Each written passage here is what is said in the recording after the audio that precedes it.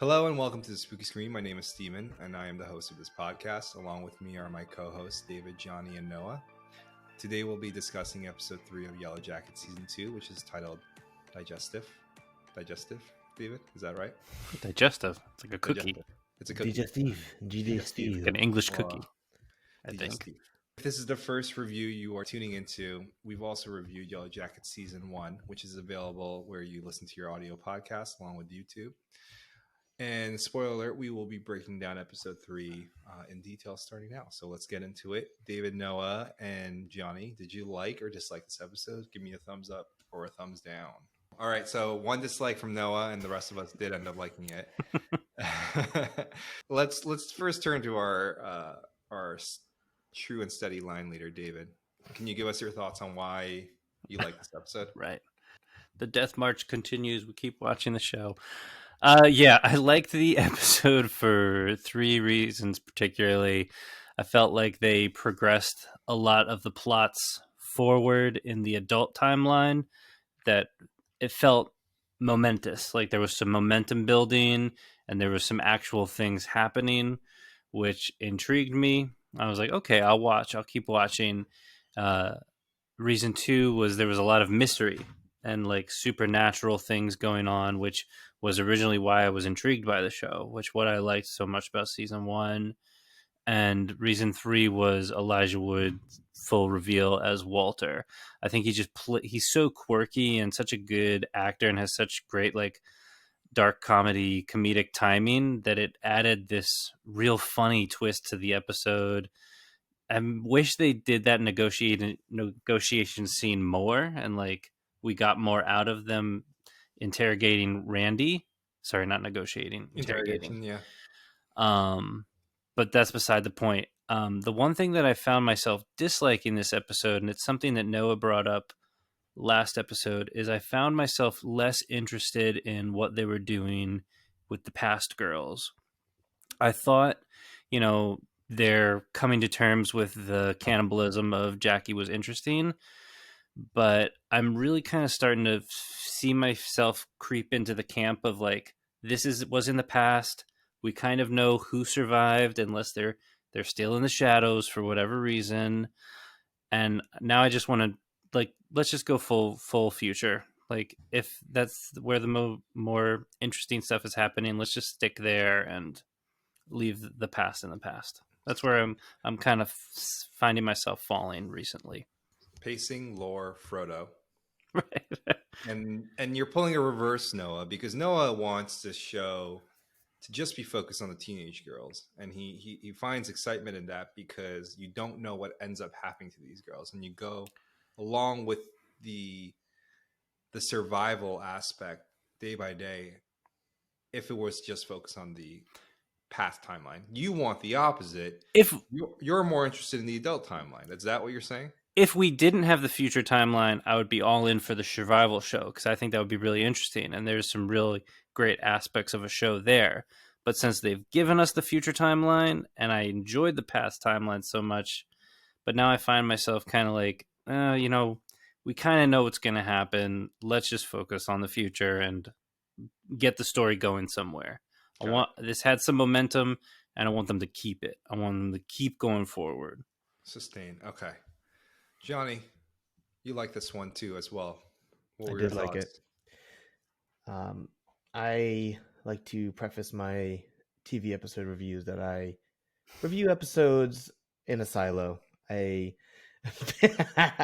appreciate the art of each episode, and that a director and team comes together to create something magical. Unlike you sound like me. Jesus Christ. You sound like Steven.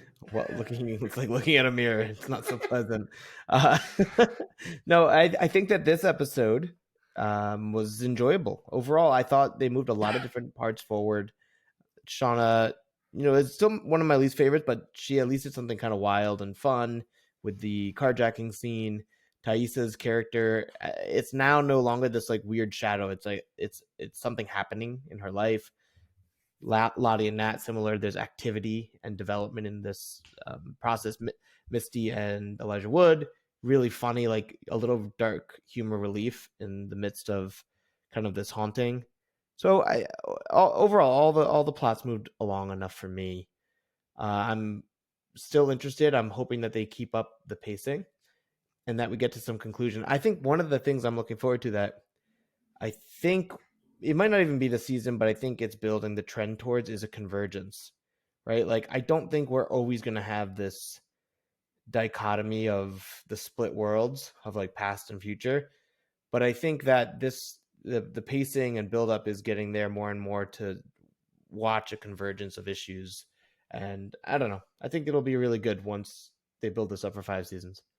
There he goes. Little turn of the knife there in Noah's gut. Let's go to you, Mr. Dislike. What were your thoughts on this episode? Do I have to? Yeah, you kind of have to. So, I didn't like the episode. Same reasons as last episode.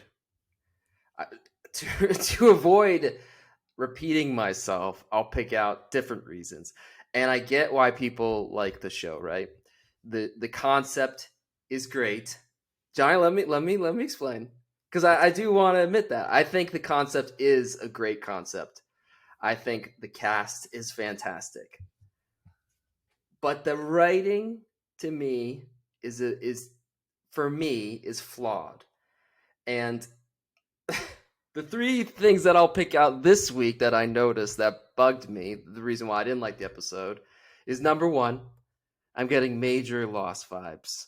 I know we said that last week, but it just keeps stacking on itself. Like they're like almost doubling down on those Lost vibes, especially with that white moose. I was getting polar bear vibes, and it was triggering my PTSD.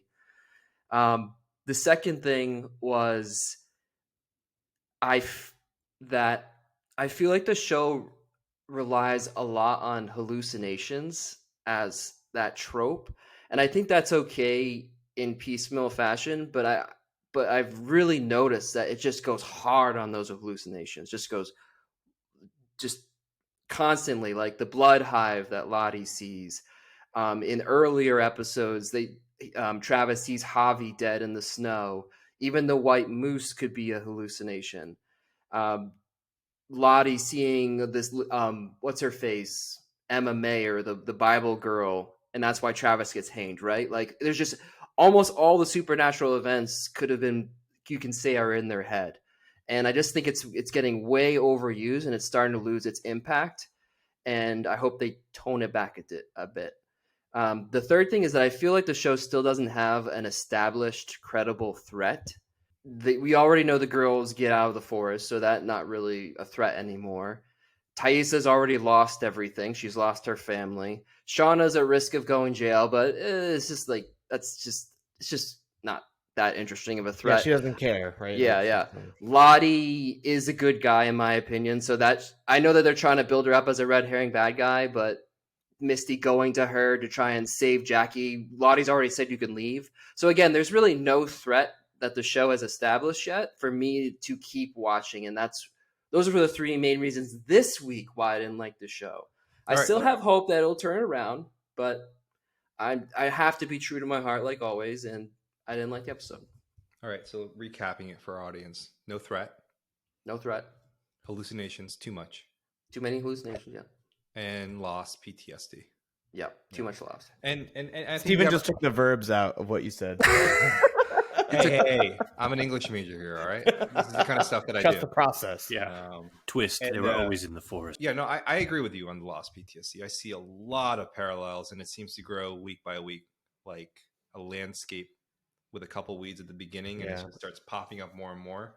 There seems to be a lot of connective tissue between those 2 shows, and I don't know how I honestly feel. I think this episode specifically, I did enjoy it. I put my thumbs up. It was a filler episode, but filler can be killer. Put it on a shirt, dog. I'll wear it. That's cool. I think the episode itself, right? And I tend to look at episodes in a vacuum. And then once the season concludes, I consider it as one body of work. This episode in particular seemed to do a lot of setup for perhaps the next episode, the next 2 episodes. And I thought it was substantive enough to win me over. And there were just a couple good things that happened. We saw Thais' evil twin in the mirror reflection saying, "You have to go see Van." Like does the whatever you call this. I honestly did not realize that until you said that. Yeah, so the scars all over the left side of her face, the right side of her face. The other thing that I noticed was Shauna. I thought that scene of her in the chop shop with the gun pointed at the manager was fantastic, and I think that might end up being Melanie Lynskey's Emmy reel. Is she's just leading to the fact that she loves to shed blood, and it's something that she enjoyed doing when she was out in the wilderness, and it's something that she doesn't want to restrict herself from. And I think her coming to that realization and accepting it and spooking the hell out of that manager was a pivotal character development moment that I was kind of waiting for from her. And I hope that they don't pull back on it in the future episodes, but I'm not trying to think about that right now. I just thought it was good to see her kind of lean into that instinct. And then the other thing that I enjoyed was Natalie. I really felt like they're building out her character to be kind of this lone, resilient and responsible figure amongst all the teenagers. Because Ben is truly lost at this point. He's lost the group. He's scared witless. He's, dreaming of a life that could have been throughout this episode, and he's no longer their leader. And Natalie seems to be the only one taking up the mantle and actually doing responsible things for the group. So I enjoyed seeing that character development out of her as well. And then Walter was great as well. Like, who doesn't love our beloved Frodo Baggins? Mr. Frodo. Mr. Yeah. Frodo. So, I had enough in this episode to enjoy. You were going to ask something. Yeah, I felt like you guys all gave good points, and I just said I liked it, which maybe is fine because there's 3 likes. Yeah, basic. Yeah, basic. Give me that Starbucks. But sorry, I do like Starbucks, so no shots at Starbucks. I do drink Starbucks, so maybe I'm basic. But what I wanted to say was I do think, aside filler's killer, fine. Maybe this was a little filler, but I do think this episode did more than what a lot of the Yellowjackets season 1 did, and I think I really do want to double down on that position. Shauna's character did something. She really elevated the stakes, and that can have effects. She didn't just talk about it and look at something and have a dialogue. Like, she went and actually impacted someone, and that will have an effect, as did her husband with the police officer. Thais is engaging with this person who was never connected, so now they're actually talking. Mm-hmm.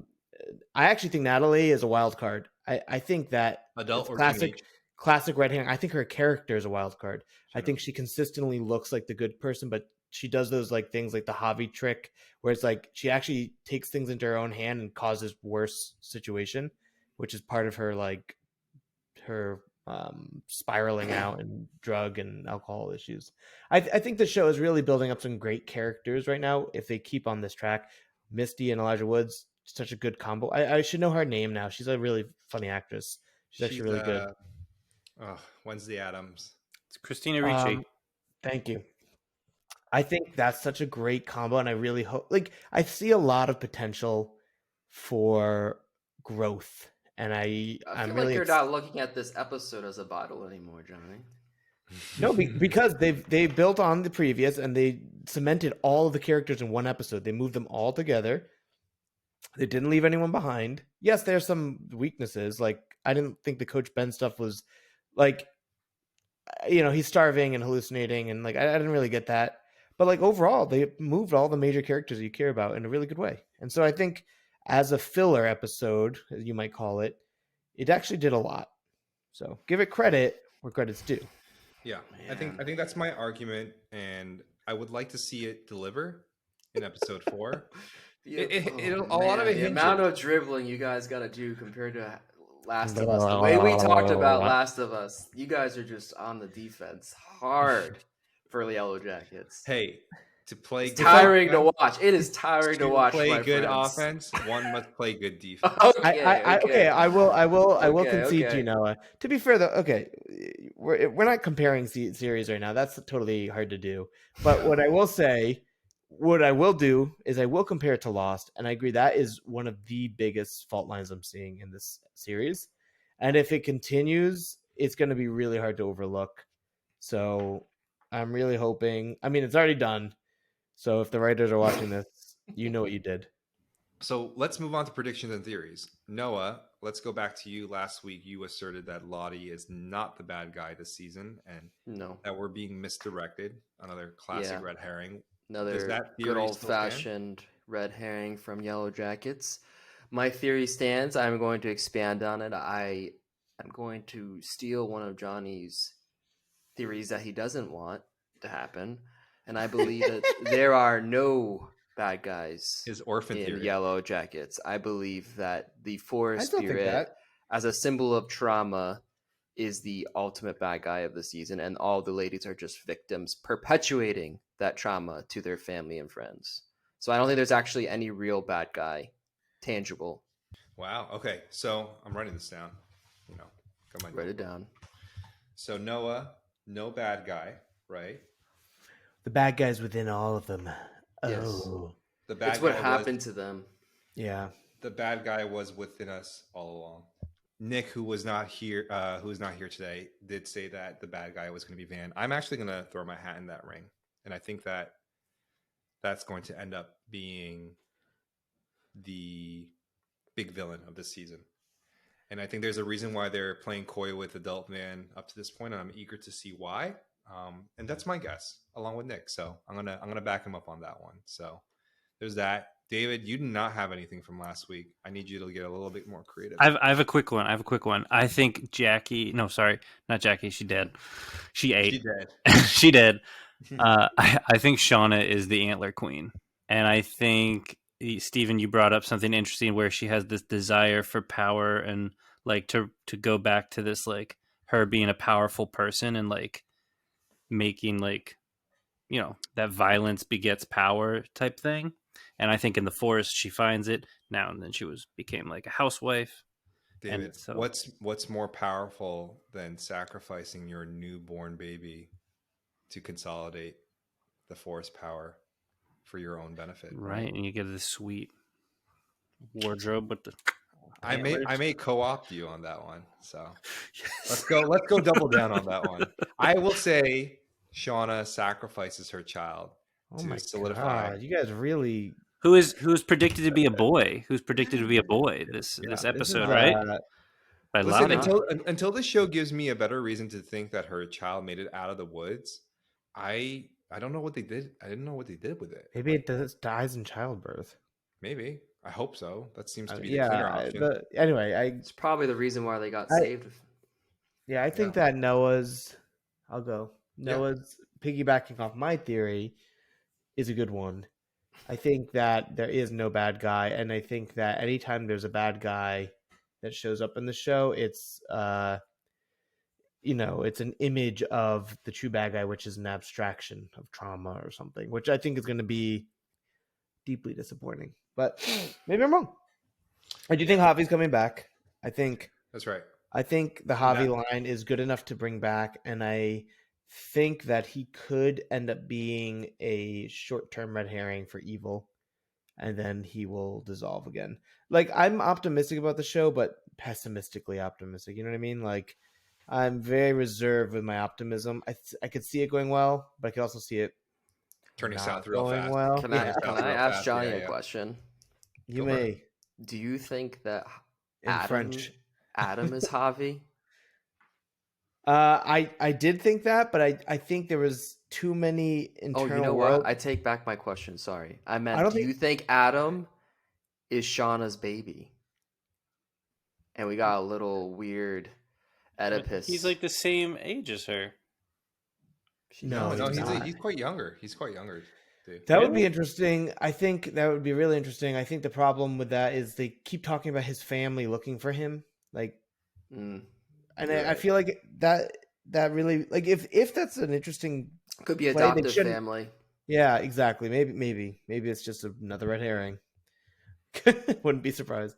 I want Adam to be somebody. Don't get me wrong. I want him to, but this show likes to take its time with these reveals. So maybe we'll find out in season 4. All right. God, woo! Almost went right over my head. Got him. I was like, yeah, that sounds good. All right, we'll get back to that. Wait, what the? How old will we be? We'll be 40 by then. Oh my god, I might even Well, have a kid by then. is Adam Huffy, guys? Is he? I don't know. We might have 1 million subscribers then. Yeah, sure. All because of our Yellow Jackets reviews. Thanks, guys.